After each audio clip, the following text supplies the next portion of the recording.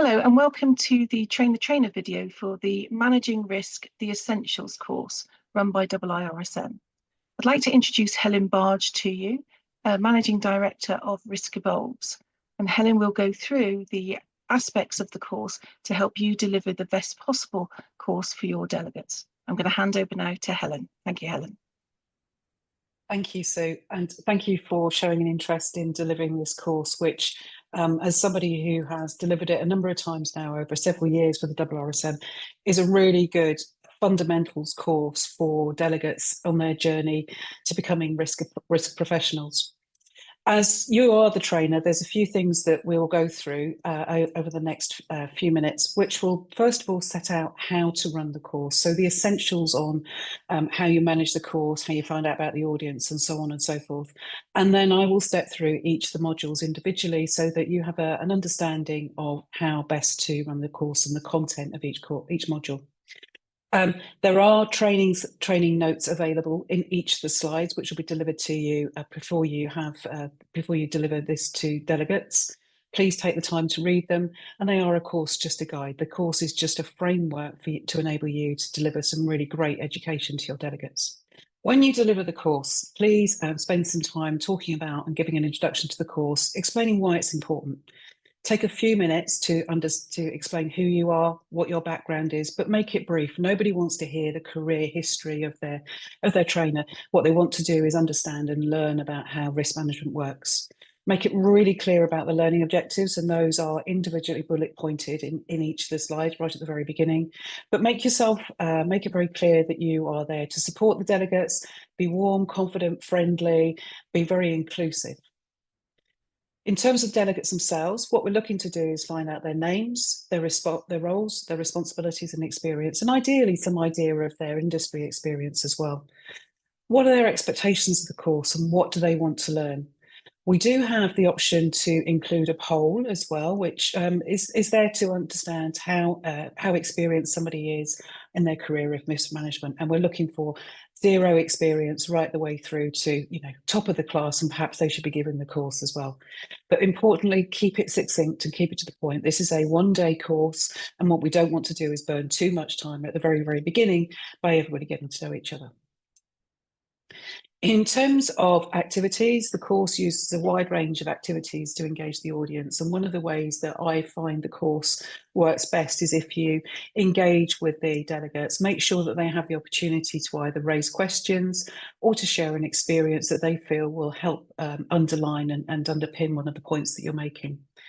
When I deliver the course, I use lots of real life experience. I use personal analogies, and I do some storytelling as well to really understand and highlight a point.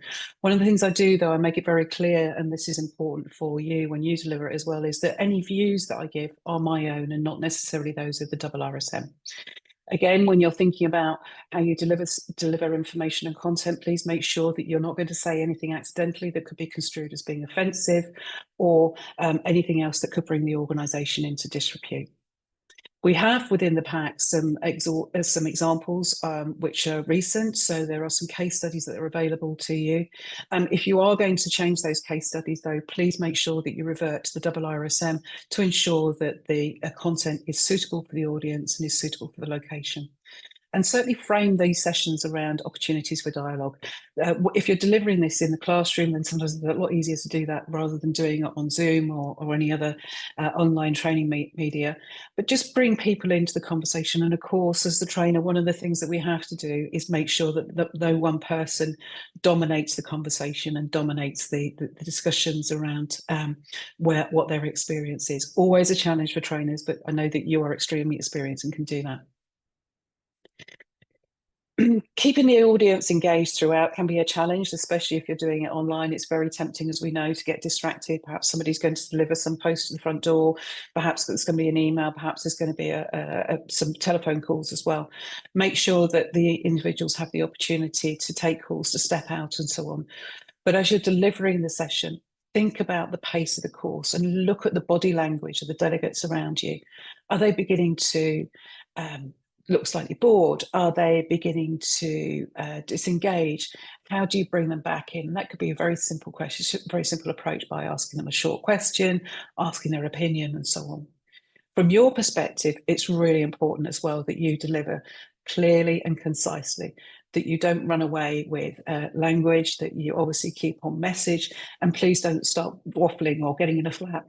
If that happens, take a pause, and maybe even have a breakout session and a coffee session. The course itself has a number of breaks within it. We have a 45-minute or 1 hour break halfway through, and then we have 2 shorter breaks, 10 to 15 minutes in both the first and the second half of the course. When you choose when you want to give those breaks, you'll find that there is a natural point where you want to just stop. Perhaps you've been going for an hour or so and just want to have a breather for everybody. Perhaps you've reached perhaps you had a heated debate about something, and the way to draw the line under it is to give everybody a break. There is no prescription on how quickly or even how slowly you should run each of the modules, although clearly this is a one-day course, so therefore we need to deliver it within the day. In terms of the breakout sessions themselves, normally they take about 10 minutes. We encourage you not to take too much longer than that, because you're looking for key messages. You're looking for the delegates to be able to very quickly assimilate information and understand the key points within the case studies. You should have been given the case studies prior to the course, and therefore they should be familiar with the content. And what we're not looking for is an expert analysis. We're just looking for those first initial thoughts and those initial understandings. Where you're doing this on Zoom, absolutely drop into those discussions. There are tools within Zooms, and whoever is facilitating your course for you will also be able to identify whether you've got a group that's gone quiet. Are they just sitting in the breakout zone and they're actually not talking and have any dialogue? For those sessions, please drop in and just ask a few questions and see whether you can get that conversation restarted. Similarly, if you're delivering this in person, I appreciate 10 minutes isn't long to get around 3, 4, or maybe even 5 groups, but try and have those drop-ins. Even if you can't do it for every session, for each breakout, you should be able to get into each breakout group at some point during the day. In terms of questions and answers from the delegates, I like to receive questions as we're going through. I'm not somebody who's in favour of leaving them until the end of the module. I think it's much more helpful for somebody to raise a question. And again, if you're doing that on Zoom, you can either use the raise the hand button, or somebody will just literally put their hand up within the session. Similarly, if you're delivering it face to face, then you're obviously going to have the questions in the room. Debate discussion for me is really important, because that also helps to understand what everybody will be thinking. And as we all know with risk management, there is never a wrong answer. It's always about opinion. And one of the things, again, that I've discovered many times as delivering this course is what you begin to find is there's typically some common themes and some common understandings that are coming from the group, which in turn reiterates the value of risk management and having a really good network as well of people. In terms of questions, don't forget to make sure that it doesn't turn into a completely long debate that's going to derail you from delivering the course. But make sure that you ensure the questions are answered and you've been able to feed back to the individual and hopefully answer the question and the point that they've made. From an impact perspective, make sure that you think about impact, not just at the individual's level, at the delegates level. Can they think beyond that in terms of the impact of risk management, both on themselves, their teams, their organisations? And I'll come into that a little bit more detail as we go through each of the modules, because understanding how stakeholders work and the impact on stakeholders that risk management may have is really key from an enterprise risk management perspective. We touch on soft skills. Probably not as much as I would like in this course, but again, we only have one day to deliver it. And we talk very much around how you communicate ideas, thoughts and opinions, how you communicate with stakeholders, and how different communication styles are really effective at communicating risk. I also encourage as well, when we're delivering the course, for people within the course to network with each other. They spend a day together. They understand who's got similar views, similar outlooks, similar opinions to themselves, and I encourage them to network through LinkedIn. Of course, that is completely voluntary. I've always found throughout my career that having a network of trusted advisors that I can go to and talk to in confidence is also really important. Okay, so in terms of additional points, storytelling is absolutely key. As risk managers, we've got a huge amount of experience that we can bring to our audience of risk managers. Storytelling and using examples of where risk has been highlighted is really important, and will give them confidence in their abilities as well to understand and discuss risk in a way that's seen as a positive and informative way, rather than in a negative and potentially obstructive way. Beware of energy dips within the course as well. Think about, that post-lunch break where sometimes people tend to be drifting off. And be very clear as well about the types of questions you're going to take within the course. And also one of the things I do throughout is just use the slide deck as a scaffold or framework for learning. It isn't prescriptive. We do not need to go through every single bullet point on the slide. We definitely don't want to do death by PowerPoint. So think about using it as just a framework for learning. In terms of course delivery, I'm sure everybody is familiar with this, and I'm very conscious as I've been doing some of these notes. One of the things I've done is gone a few times. So we've all got those little idiosyncrasies that we do when we're delivering training. It could be that perhaps you flap your arms if you're in face to face. It may be that you're doing, as I sometimes do, making the ums and ers. It could be that you've got something that is just there as a bit of a twitch. Think about how you deliver that. Be very clear as well on how you use your voice. Keep it high. Make sure that it's there to be, it can be seen as being engaging. You don't want to be delivering something in a monotone that sounds like a lecture. This is not an academic piece of work. This is something that should be engaging and, dare I say it, fun as well. And of course, from a technical perspective, make sure that all the tools work. If you're delivering online through Zoom or some other media platform, then make sure it works. Make sure that you can do the breakout rooms and so on. In terms of the course itself, the course is split into a number of different modules, and I'll go through each of them and summarise for you. There are accompanying notes that you can review, as well as this recording, and of course there is a slide deck as well, which has got the speaker notes. It's not possible to be prescriptive on the length of each module.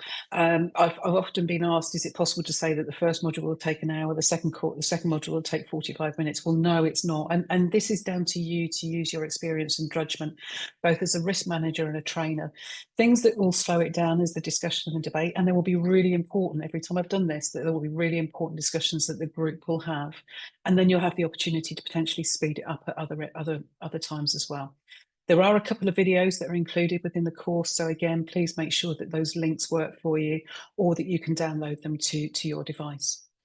In terms of breaks, as already mentioned, there is a break in the morning, a break in the afternoon, and a break at lunchtime of 10 to 15 minutes for the shorter breaks, and 45 to 1 hour for the longer break. You have the flexibility to determine when those breaks should be used, whether more are required. So perhaps if you had a particularly long debate, you want to just take 5 minutes for everybody to regroup. Use your judgment on when those should be included. There are breaks within the slide deck, but I tend to, if I think that the course is going well, I'll just skip over them and take a break later. If we need to have a break, then I'll take a break before the slide appears. So in terms of the modules, we'll slip through these, and there are currently within the course, there's about 6 modules. So the first module is that very simple introduction. Really important to set out the rules for the day. What do you want people to do? What do you want people not to do? One of the things that I run in the UK, I always run a course under what we call Chatham House rules. So for those that are not familiar with Chatham House rules, that is basically anything that is said on the course cannot be attributed to anybody else once you leave the room. And I try and make it a little bit tighter than that, and make sure basically that anything that is said on the course stays on the course. That gives people the confidence and the safety to talk very personally about some of the issues and the challenges that they may see within their job role, and to use the rest of the group really to help to coach and mentor them to find a solution to that. So Chatham House rules and confidentiality within the session for me are very important. In terms of the introduction from each of the delegates, if you have a large course, I would recommend that you restrict that to 60 seconds. If you have a smaller cohort of delegates, then you've got 90 seconds. Always a challenge to make sure that people can deliver within 60 or 90 seconds. This is not an opportunity for them to give you their CV history. This is really just an opportunity for you to gain an understanding of who they are, what the name is, the industry that they come from, and so on and so forth. And most people can do within 60 or 90 seconds. Your own introduction, as I've already said, please do not give your career history and an overview of your CV.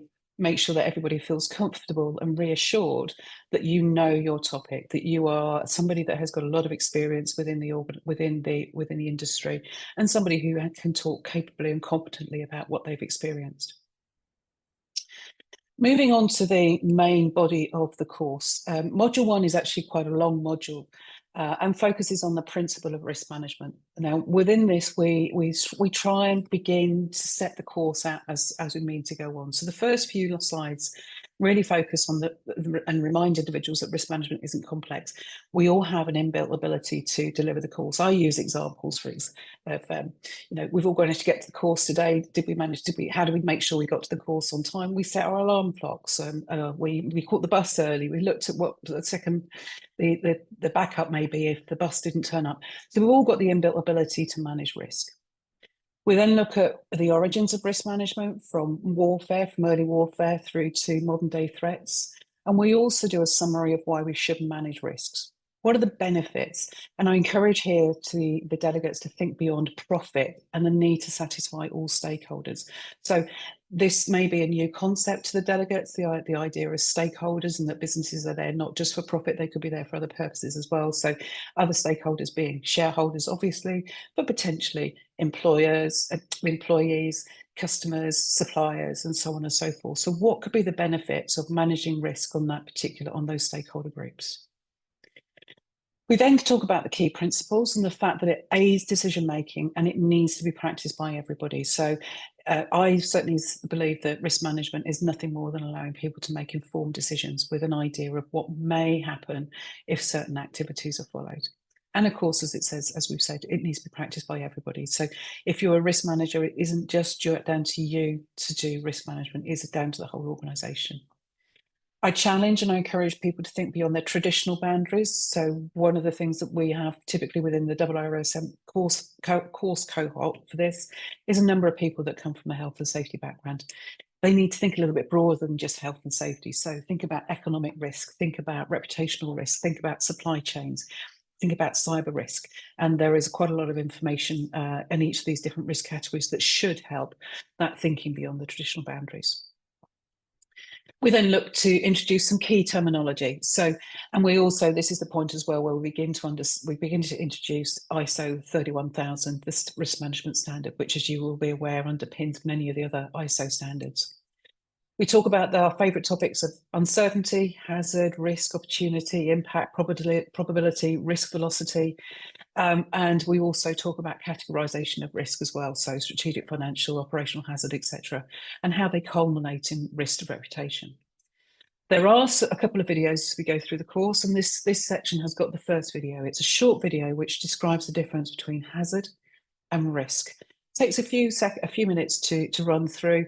It's quite engaging, but again, just make sure that works on your laptop and for the delegates. We then move into activity 1, which the delegates will have received as a handout prior to the course, and talks about a data breach which occurred in a UK organisation called Capita. Now, this may be the first point where you want to change the case study that's being used to be more appropriate to your delegate cohort. But the key point we're looking to drag out here is to identify the risk to reputation that Capita suffered when they had a data breach. Again, that should be a 10-minute breakout. And again, I would encourage you to drop into each of your delegates to make sure that they are having a discussion. Probably the first time they've had the opportunity, it will be the first time they've had the opportunity to work together as well. The module then continues on and we look at the importance of emerging risk and we look beyond the walls of our own organisation. So what could be happening outside and beyond the factory gates or the office boundaries and so on. Again, this is where I find it's really useful to have an open discussion with individuals on what they see as the greatest risks to their organisations. And by this time, they should already be thinking beyond their preconceived ideas when they came into the course. Previously, we've had good discussions around economic risk. We've actually had really good discussions around resource risk as well, skills coming into the workplace. And then before we go to coffee, we just do a little bit more of an introduction to 31,000, ISO 31,000, and we look at the principles of risk management. And then, as I've said, there's a short coffee break. Come back from coffee. Module 2 focuses on the impact of the external world and your organisation. So one of the things we start to look at here, again, using ISO 31,000 as our framework, is the importance of considering scope. So when we're talking about risk, what are we talking about? Are we talking about the whole organisation, one department, one country, a particular process, or an individual project? The key thing to reiterate to delegates here is that the principles and approach remain the same of how you identify and manage risk. And then to provide the delegates with a couple of tools, we then talk about the introduction of PESTLE, and then the introduction of SWOT to look at the role of external and internal influences on risk. A relatively short module. There is some good discussion that's available there, and it's always good to get the delegates thinking about how PESTLE and SWOT work. I tend to ask them to think of a risk that may be political or a risk that may be environmental, and just to embed the understanding of how a PESTLE and SWOT works. I also encourage them as well that if they run a risk workshop, that they use the framework of PESTLE and SWOT to help them identify risks. Encourage them to use things like, post-it notes and sticky pads to put on a wall to help people just really brain dump the risks and risks they see within their organisation. And then you can categorise them into the PESTLE and SWOT categories. Module 3. Module 3 focuses on the practical tools that we have to assess and manage and communicate risk. So there's the obvious ones that you'll be aware of, Bowtie, Ishikawa, and so on. And there may be others that you can use, and again, other personal experience that you can refer to. We discuss the value of risk workshops. Perhaps the delegates are going to facilitate a risk workshop. And again, we go back over the use of tools such as PESTLE, SWOT, discussion, and so on and so forth. By this point as well, the delegates will be having those aha moments. They'll now realise that some of the tools that they've got internally, and again, really good opportunity for delegates to discuss what they use within their own businesses and to discuss the pros and cons of of how they're approaching risk. A number of delegates are now coming to the course saying that they have software solutions that help them map risk. Again, really good discussion to understand the pros and cons around some of those software solutions that are being used. We then talk about the treatment of risk. Now, I've always used the 4 Ts, and again, there's some good speaker notes available for you if you're not necessarily familiar with the 4 Ts. There's a couple of things I do highlight, though, as part of this slide, that insurance is there for residual risk. And one of the examples I give for insurance is that there's no point standing in the smouldering ruins of your factory or your office going, it's all right, I've got insurance. It's much more important to think about how you prevent the risk occurring in the first place, and only using insurance for risks that cannot be managed. And then the other point I raise, particularly on this slide, is around if you're transferring risk, you remain accountable for it. There is no point in outsourcing risk to a third party. Perhaps it's an IT provider, perhaps it's a delivery partner, and then just going, that's fine. You remain accountable for managing that risk. You have to make sure that the supplier or whoever is doing what you expected them to do, that they have the same principles around reputation management and so on as your organisation does. So really stressing that whilst transferring risk is an opportunity, what they cannot be doing is just abdicating all responsibility for it. We then have our second activity as well, where we once again go back to the Capita case that we mentioned earlier, or the case that you've identified for your delegates, to think about how the risks that led to the reputational damage at Capita could have been better managed. Again, typically we have a really good discussion here where we start introducing, or the delegates themselves start introducing the concept of management and leadership responsibility. And then finally, this is the point where we have a lunch break. I encourage the delegates to review the second case study, which talks about strikes, employment strikes at an Amazon distribution centre and the impact that could have. Lunch, as I said before, is between 45 minutes and an hour. This is your opportunity to either go quicker on the course, so you can either shorten or lengthen the lunch break to fit in with how you're managing the course timescales. Module 3 continues after lunch, where we have the opportunity to just recap on the opportunity, reinforce and remind everybody of the rules of the day, and request any other feedback or thoughts on what the delegates have learned so far. We then drop into activity 3. Now, again, the case study on this one is around a structural problem that we've had in the UK around some concrete that's been in use. It's been used in the buildings, specifically of schools, but other buildings as well. And what I encourage delegates to think about here is the risk that's been posed to each of the stakeholders involved. So what does it mean for those people? And what I'm really looking for here, and it's very interesting to think about for delegates to think about who all those stakeholders are, is what's the impact on the staff? What's the impact on the pupils, which are frequently overlooked in this example? What's the impact on the parents? What's the impact on the local authority or whoever is the organisation that runs the school? And just to think about the risk from the different perspective of the different stakeholders. Typically, a really good discussion occurs in this particular activity. We then have a short video which introduces the concept of the risk matrix. And also within the slide deck as well, what you have there is an example of a risk matrix that I use. Again, if you have other examples of how they work very well or possibly not so well, then please include them here. We also then as well begin to talk about how to communicate risk effectively and efficiently. So we talk to the delegates about not being emotional, about making sure that you've got facts, potentially working with other key people within the organisation to help you communicate the risk effectively, whether it be in a presentation, whether it be in a briefing document, whether it be in a report. So think about how you can actually communicate that risk effectively. And then we start to introduce as well the influence of other factors. So what's our own bias when we talk about risk? And there's a nice example that talks about the perception that sharks are more dangerous than lawnmowers. You'll have to read the slide deck to understand that one. And then we close this particular module by talking about black swans, grey rhinos and silver linings. Again, the slide deck has got some speaker notes around those risks that perhaps we should have seen, but chose to ignore. And clearly there's been some good examples of that just recently around things like COVID. Was COVID a black swan? And we also talk about as well the upside of risk. We mustn't forget that sometimes there are opportunities that arise from risk that we possibly hadn't previously thought about. Module 4 is a relatively short module. Again, we come back to the use of ISO 31000 and we're looking at here frameworks for risk management implementation. So 31,000, again, we use the framework that's included there. We talk about the importance of risk policy and we also talk about the identification of risk appetite.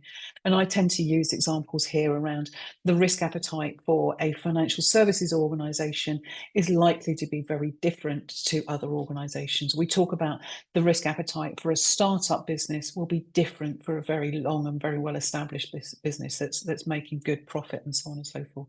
Again, your examples are going to be key to bring this one to life.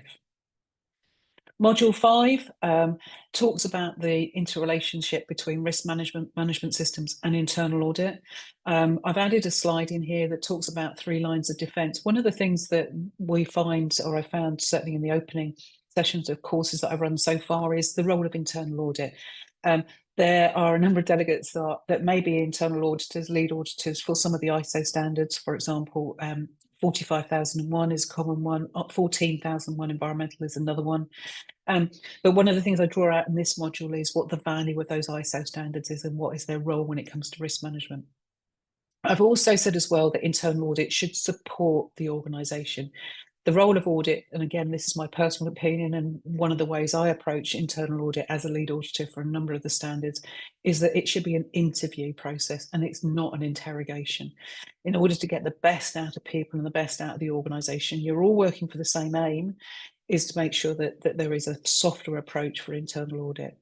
And finally, I close this module as well. We're just looking at what's the difference between risk management and compliance and how are these two topics so interrelated. You can't have compliance without risk management, in my opinion. And then finally, module 6, we look at culture. We look at culture and why does it matter from the organisational perspective. We look at the culture from the Amazon case study that we discussed earlier, which is where there was a number of individuals striking at key points in Amazon's trading periods. And we look at it from the perspective of the employer. We look at it from the perspective of the employee, and we also look at some of the information that was shared in the media. I've included a slide on leadership and accountability. Now, in this, I refer to the governance guru, Mervyn King, the South African governance guru, Mervyn King, not to be confused with the former Bank of England, Mervyn King, who famously said, tone at the top, chin in the middle, feet to the feet of the ground. So very much how leadership behaviour influences how everybody operates within the organisation. And again, there's some speaker notes that will support that discussion. And we talk finally about how risk and culture are related. The culture of an organisation absolutely impacts the organisation's approach towards risk. And there's some good case studies that you can probably refer to. So Piper Alpha, for example, you could potentially look at Challenger. And there are a number of other scenarios I'm sure that you're familiar with that help to explain what the difference and how risk and the culture within an organisation are very, very intertwined. By this point, you should be preparing to close the session, go back and recap on the learning outcomes. And there's a couple of slides on the key takeaways from the session.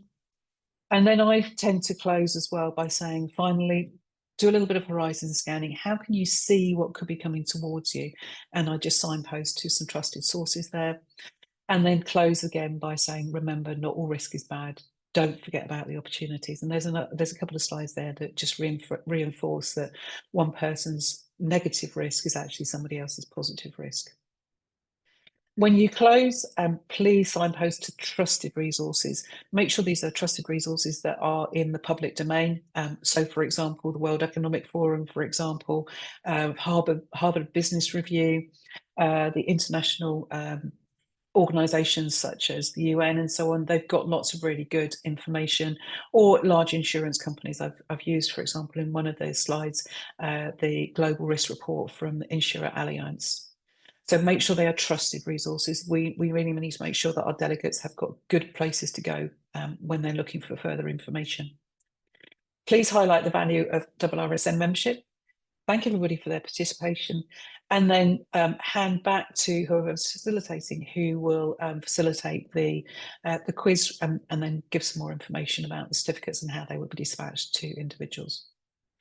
Finally, hope you have fun delivering this course. I've been involved with it for a number of years now. I have seen it develop, and we've always had consistently high feedback. So please have fun with delivering it. Good luck.